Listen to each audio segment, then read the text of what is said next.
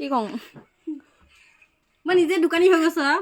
কি ক'ম বুলি তই কৈছ যে মইহে ক'ব লাগে কৈ যা বকিছা বকি যাব লাগিব এতিয়া দোকানলৈ আহিছে যেতিয়া আপোনালোকৰ যদি লাগে এখনত কেইটকা দামটো কৈ আছো দেই কাৰণ মেইন দোকানখন নাই যে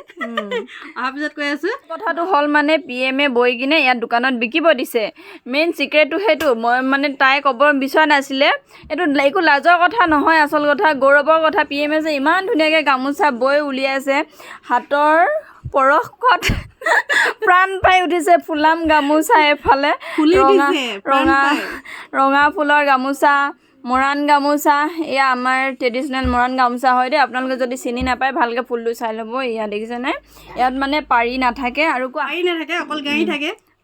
এইটো ফুলটো থাকে কিছুমানৰ ইয়াত মাজত সৰু সৰু ফুটুকিও বাচি দিয়ে